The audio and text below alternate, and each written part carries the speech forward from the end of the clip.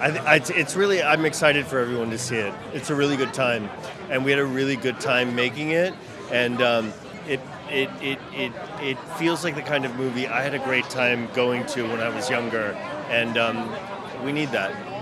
It was amazing. I grew up watching his movies. I know I'm supposed to say that, but if you want to quiz me, you can. I would know every answer. I wanted to be an actor my whole life. And if you just look at the timeline and how old I am, he is my biggest influence, whether I liked it or not. And I grew up in a very movie-going family. I saw Peggy Sue Got Married, Raising Arizona, Moonstruck, Vampire's Kiss, Wild at Heart with my parents.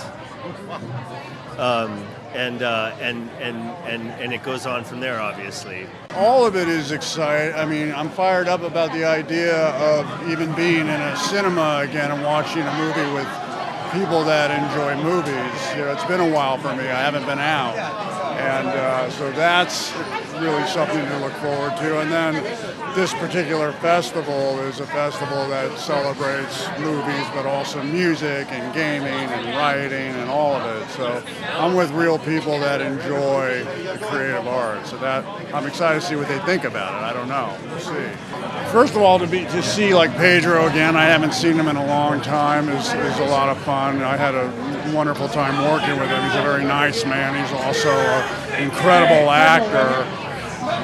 But I had a great cast. I had Neil Patrick Harris, I had Tiffany Haddish, Sharon Hogan, and so I mean, I'm happy to be reunited with them for sure. You know, a lot of it was kind of like what our conversations really were just when we weren't working. We were talking about movies, and we both are film enthusiasts, so there was a flow to that I enjoy talking about what I love with people, anybody. Doesn't matter what you do. If you like movies, I'm up for your recommendations. And that's what we would talk about. We'd share our personal interests in filmmaking. The word that comes to me is like it was a trip. You know, to play someone named Nick Cage and two versions of someone named Nick Cage, it was terrifying. I mean, I have to say that I was actually very nervous to go towards this, but I believe that if you're afraid of something, as long as it doesn't hurt you or anybody else, you should go towards it and you might learn something.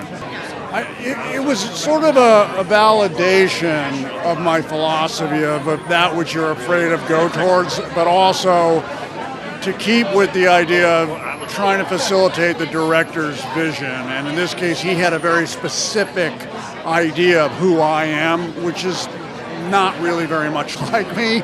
So I had fun playing with his idea of who Nick Cage, so-called Nick Cage, is.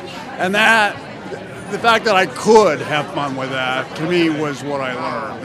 I wasn't sure which way it was going to go. It was a high wire act, I got to be honest. I was terrified. Yeah.